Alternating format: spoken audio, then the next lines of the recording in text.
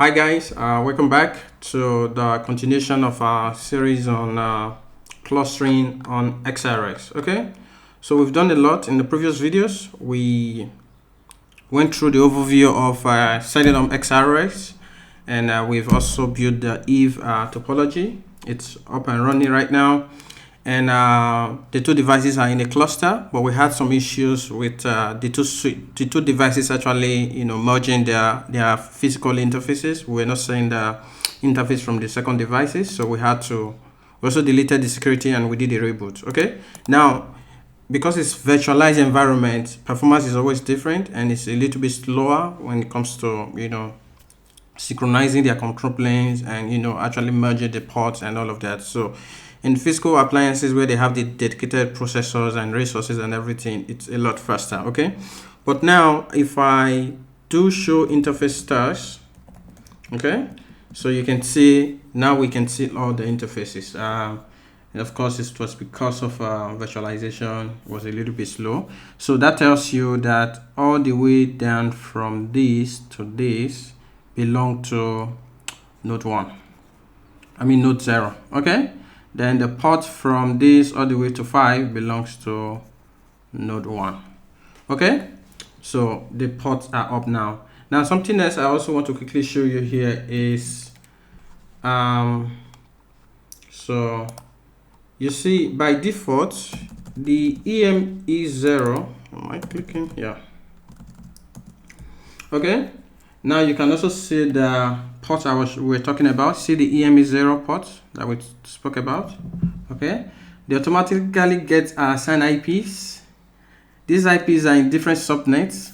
Okay, we don't need these IPs. We're going to override them. Also the fabric port. Okay, so you see you have fab0 and fabric 1. So there's really nothing like fab2 3. I don't think you can create that. Okay, and they also have the IPs. Okay, in different subnets. So this is 161, this is 162. Okay, these IPs are automatically assigned. They don't really need the IPs, I think. I don't know, because of course they are not in the same subnet, right? The IPs are just there, and we ourselves we're not going to make use of them. And of course, yeah, so that's basically what we have, right? So the next thing is we need to set up a fabric port, and if there's still much time, we also want to set up the redundant, set up the one link. Okay, so we need to go a little bit faster in this segment. Let's pull up what we have, take it here, bring in our terminal. Okay, so let's go a little bit faster. So we need to set up the fabric link now. Now we already know our fabric links. The fabric links are port 1 and 0, right? So I'm going to say edit, set. So now to set up our fabric link,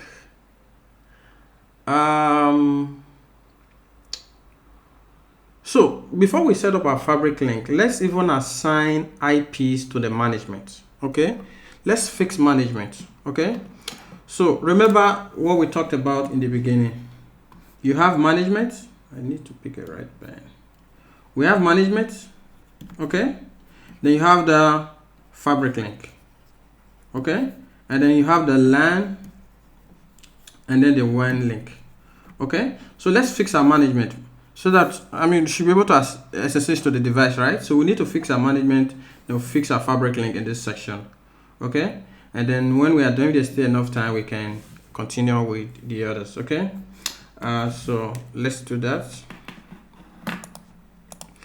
So I'm going to say set. So for us to assign IP to the nodes, you have two options. Okay, so for the two nodes, you can either give them the same IP, because it's really the same one control plane, right? So we can give them unique IPs. We can give them same IP. So I can say here you are 10.0.100.1/24. Okay, so we just assign this IP to the FXP0. Okay, so whenever you SSH to this IP, whichever device is the primary, you are basically managing the entire device because it's one control plane. Okay, in this case you don't need to use groups. Okay, now if you want both the appliances to have different IPs, so let's say here is 10.0.100.1 and here I want it to be 10.0.100.2/24. okay, which is also possible. So whenever you say 10.0.100.1, that goes to the primary. If you say 10.0.100.2, it goes to the secondary device. Then you are going to use what we call grouping. Okay, I think the command is set group. Okay, you're going to set group and you are going to tie it either to the node 0 or to the node 1. Okay, so that's what we are going to implement. We're going to create two separate groups for node 0 and node 1, and then we're going to tie these IPs to the FXP0 in each of the group, and then we're going to apply it. Okay, that's what we should do in our case. So for node 0, we're also going to give it a host name. For node 1, we're also going to give it a separate host name. Okay, yeah, so we create a host name, we assign IP to the FXP0, and then we can also turn up SSH for both devices. Okay, so let's quickly implement that now. So the command is set group. Set group. I'm having problem with my keyboard. Set group. I'm going to call it node 0. Okay, and then you say system host name. So for node 0, we're going to call that's what we want to give it a host name now. It's going to be LA DC XROS firewall primary. Okay, that's been set. So we also need to set the IP for that node. Set groups node 0. We're going to say interface FXP0 unit 0 family inet, which is address family IPv4 from Cisco, and then we're going to say the IP, then address is going to be 10.0.100.1/24. okay, remember our entire private network is running on 10.0.0/16, right? So we're just taking the /24 out of it for this management, which is really too big though. So, and then we can also enable SSH set group, and then we're going to say system set group. Okay, so node 0 system SSH, I think we say services SSH, and then we're going to allow remote root logging. We're going to say remote root logging allow. Okay, so show pipe compare. So that's what we have for node 0. So we've given it an IP, we're also giving it a host name, and we're also allowing SSH access to that device. Okay, so let's also do the same for node 1, set group node 1. Okay, we say system host name, we're going to say LA DC XROS firewall secondary. Okay, or standby, depends on the name you want to use. And then we're also going to say set groups node 1 system services SSH root login allow. Okay, we're going to say set groups, then we need to tie IP to the interface now, which is node 1 interface FXP0 unit 0 family inet address is going to be what?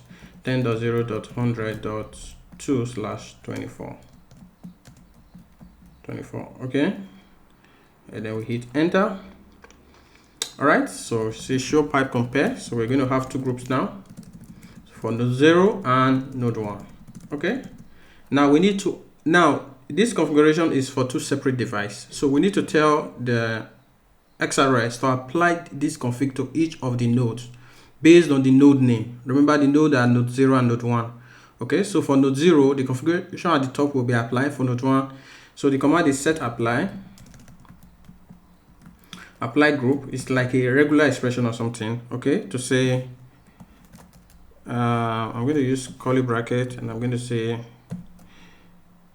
this. So whenever you create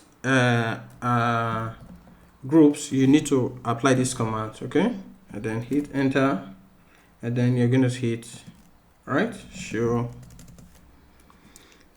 Show pipe compare. So the apply group is going to apply this config to each of the individual nodes. So you need to hit commit. You can do commit check. Okay, it says configuration node is not defined.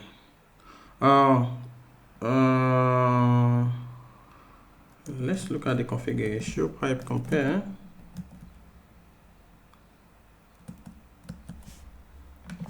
Show pipe compare. Let's see what we did wrong. So there's node 0 and there's node 1, and then we say set group.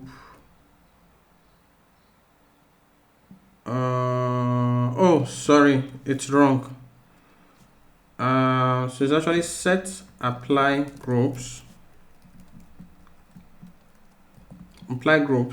So it's actually be the dollar sign should come. Does it come before the bracket? I think so. Let's see. Should be this. Should actually be this way. I think this is what is wrong. Let's see. Show pipe compare.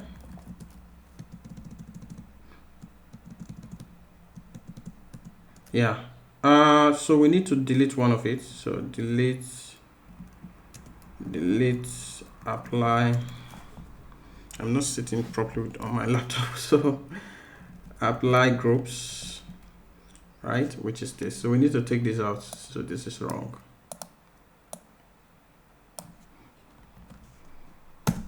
Okay, and then say commit check. So it should succeed now.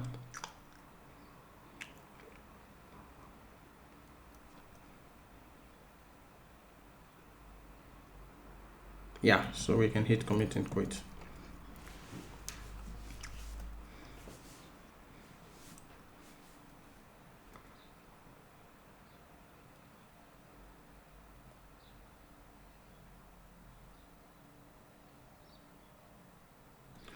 Okay, so we can say now, so the configuration is there, and so one way we can check if we now have access to the devices. So I'm just going to go to one of these servers. Let's go to server to finance. The username and password is GNS3. So I'm going to say sudo ifconfig. So I'm just going to put an IP on that subnet to see if we can reach the device. So Ethernet 0. We're going to call it 10.0.100. Let's give it 20 in this case. Net mask is going to be 255.255.255.0. We don't need a gateway. What is it saying? Say bad address. 10.0.100.20/24. Net max is. So why is it saying bad address? Ifconfig Ethernet 0. I would say it's 10.0.100.20/24, and net mask is 255.255.0. Why does it say bad address? What do you already have? Sudo ifconfig Ethernet 0 10.0.100.20/24. Let me use a different IP. I'm not sure why it's telling me. Okay, net mask is 255.255.0. Okay, something is wrong with this box. I'm not sure what is wrong. Sounds strange. So let's use the different device. Let's also do the same thing here. Bad address.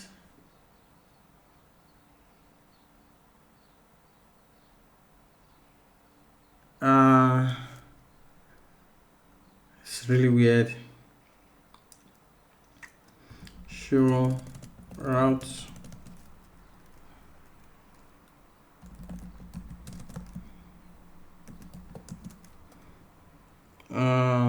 Sudo Ethernet 0 ifconfig Ethernet 0 10.0.100.10/ oh, my bad.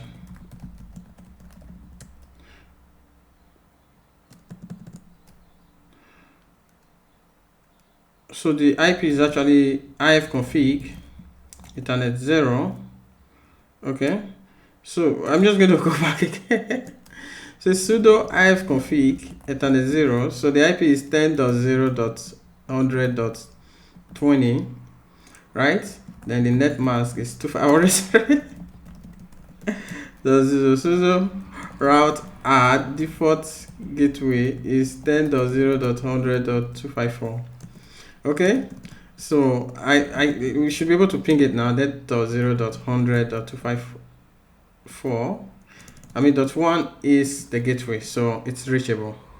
Okay, so we're able to ping the .1. We're able to ping 10.0.100.2. Okay, so it's they are reachable.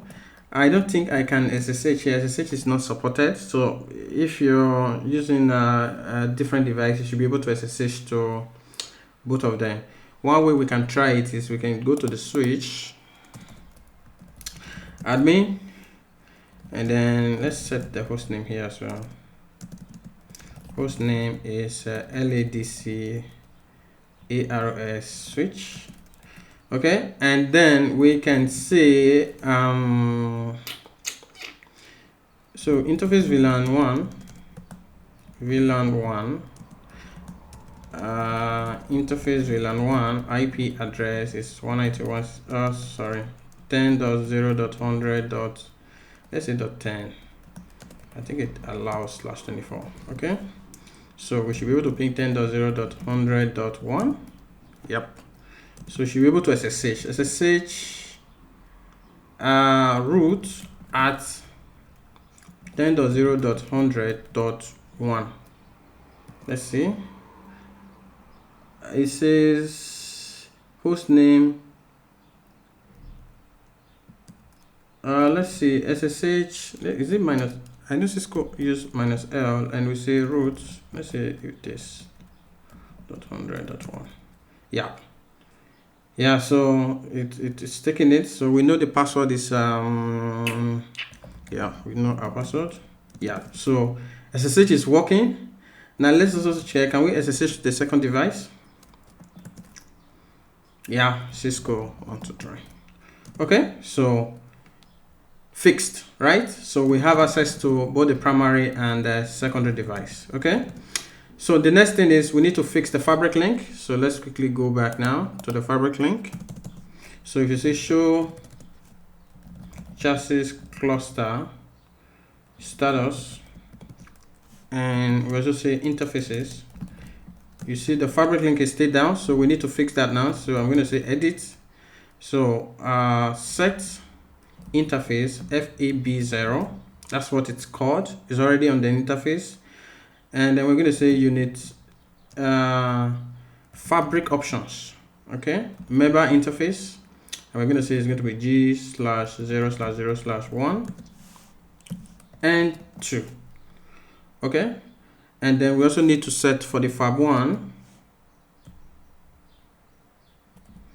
for the fabric 1, that should go to 7 now, 7.2 and 7.1. Hope you understand it. Okay, so we can do show pipe compare. So you know from our topology, right, that this port actually renamed to 7, which we've explained before. So this is fabric 1 and 2, and so for fabric 1, those are the ports there. For fabric 0, those are the ports. So we can hit commit, say commit checks.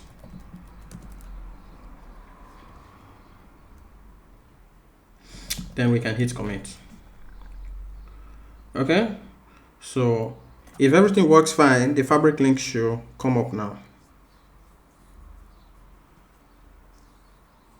Okay, the fabric link should come up. The next thing is what? Let's fix the wide area network interface now. Okay, we'll come back and verify. I think it will take a while. Show interface, show chassis cluster interfaces. So okay, it's up already. Okay, so our fabric link has been fixed. It's up now, right? It's physically up and it's being monitored. Okay, The fabric link is up, our management is up, we've tested that SSH to both devices is working. Cool. So the next thing is let's fix our wide area network. We still have some time, so I'm trying to limit the videos to 30 minutes. So I'm going to hit edit.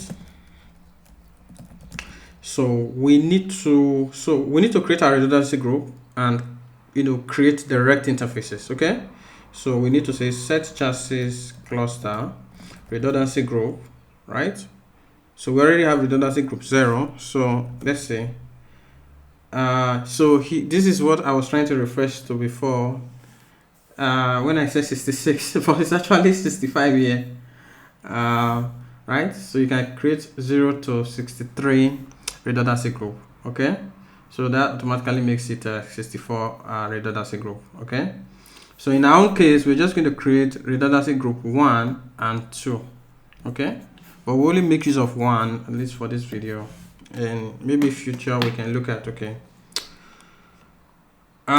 so I'm just going to say redundancy group 1, and we're going to say node 0 has priority of 200, or we can say 100, or we can say what is the highest value is 254. Okay, so 200 is fine. Okay, and for node 1, which is the secondary device, we want to put the redundancy as 1. Okay, now for redundancy group 0, we can also specify, we also need to specify who should be the primary, right? Because the secondary, so for per redundancy group, we've always said they are isolated and they are independent, right? So we can say the secondary device should be the primary for the control plane, while the primary device should be node 0 should be the primary for redundancy 1. It's really independent of each other. Okay, so but what we are doing here now, we are going to say node 1 priority is 100 for redundancy group 0. Therefore node 0, he should be 200. Okay, so let's just look at the config so it's clear on what we are trying to achieve. So I hope it's a bit clearer now. So what we have said is that for redundancy group 1, that's my pen. For redundancy group 1, node 0 is primary, right? While node 1 is secondary. Same for redundancy group 0. Even if we didn't specify for redundancy group 0, we already know that this node 0 is the primary, right? While this is the secondary. Okay, that's what we've achieved now. Now, before you create a redundancy group, you need to also create the RETH interface. Because if you try to commit the config, RETH means redundancy Ethernet interface, I think. Okay, if you try to commit the config, it's going to say a RETH interface is required. Okay, so we need to say set chassis, I think that's the command, cluster RETH count. Okay, just the way you say device count if you are creating an aggregate interface. So RETH interfaces, we need RETH 0 and RETH 1, right? Yeah, so really what we need. So I'm going to say we can just say 2 here. So you have 0, 1, 2. Okay, so it's 3 RETH interfaces that we're actually creating now. So we're going to say show pipe compare. Cool, so we hit commit and quit.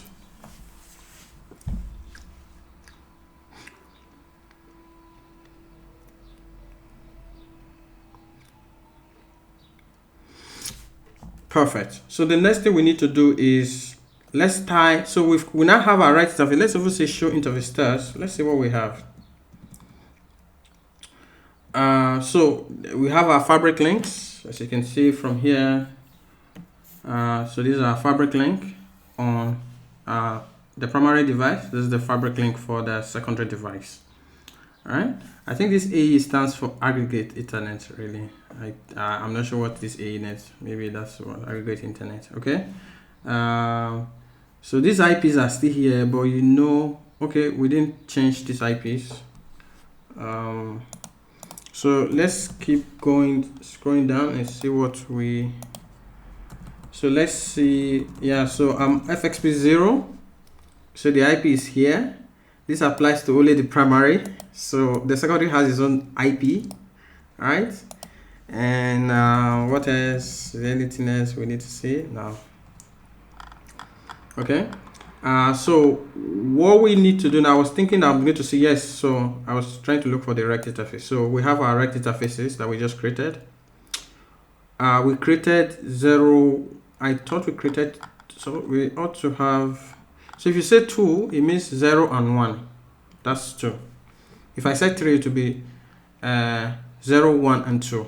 Okay, so we only created 2 RETH interfaces. One will be for the one link, and the other one will be the wide area network. So we use this as our, we can use this as the LAN, then we can use this as the wide area network connection. Okay, so what we now need to do is we're going to say for the RETH interface, we need to tie in the physical port now. Okay, so we say here we say port 4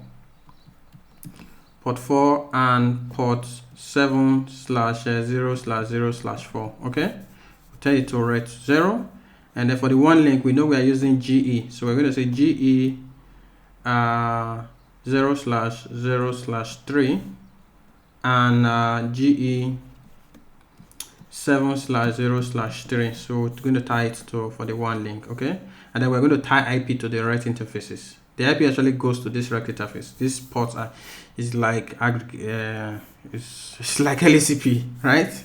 Bundling. When you're doing layer 3 bundling, you tie IP to the bundle, not actually to the physical ports. Okay, yeah. So let's do that now. So I'm going to say edit. We're going to say set interface. We can now reference the RETH interface. Set interface RETH 0. Okay, we can say redundant ITA options. So we need to also first of all tie it to the redundancy group. Redundancy group per se. Redundancy group that we are using is what? 1, right? And then I think that's all we need to do. So we are tying the RETH interface to the redundancy group. So both the wide area network and the LAN interfaces, remember we are putting them on the same redundancy group of 1. Okay, that is done. So if you do show pipe compare, so we've added them to the same redundancy group now. Now the next thing is we need to actually specify the interface that makes up the RETH interface. Okay, set interface G0/0/4, right? We're going to say gigabit options, then parent, I think it's parent, so use a question mark, redundant parent, that's the command. You know, say this is RETH 0. Okay, then same for the interface on the other side of the switch, which is 7/4. Okay, so we're tying them to RETH. So the next one is RETH 1, which is the wide link. Here we're using port 3 on both sides. So 7, so that's on the second switch, and this will be for the first switch. Okay, and show pipe compare. So everything is as it should be now. So we're going to say commit check. I don't think we made any mistake. Yes, I said so. Commit. Cool. The last thing is we can quickly give them IPs and see if we can ping them, right? The RETH interfaces now.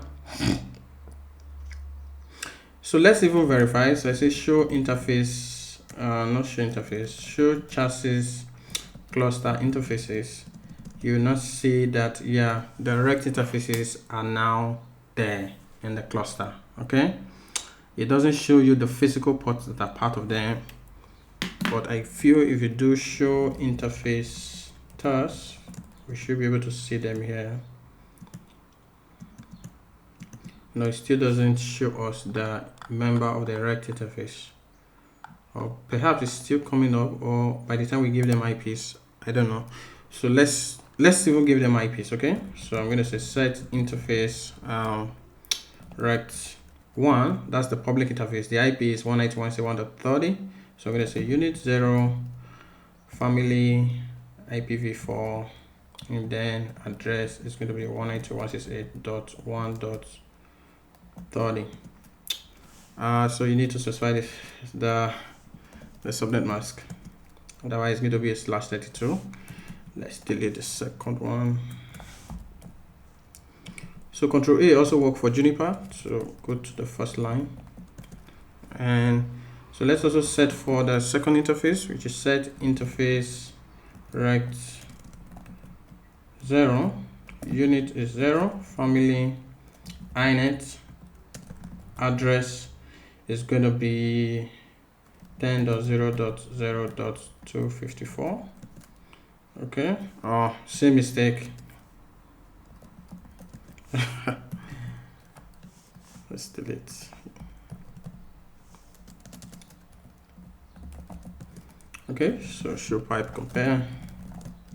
Yeah, so we have our one link, we have the LAN connections. I believe you should be able to put descriptions if you want on those connections. Just it to be, we can see, I think you can say description here, say LAN connection. There's something like this.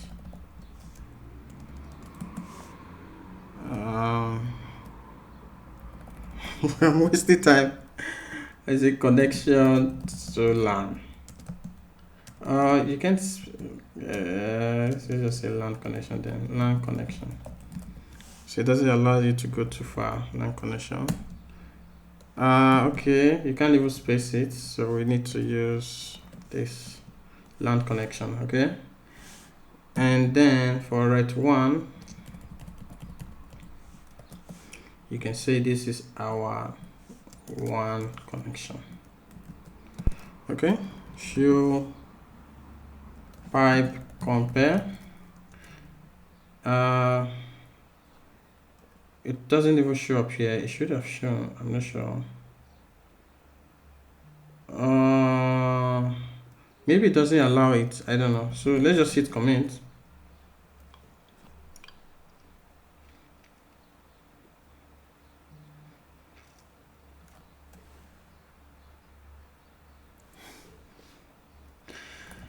Okay, so show configuration pipe display sets.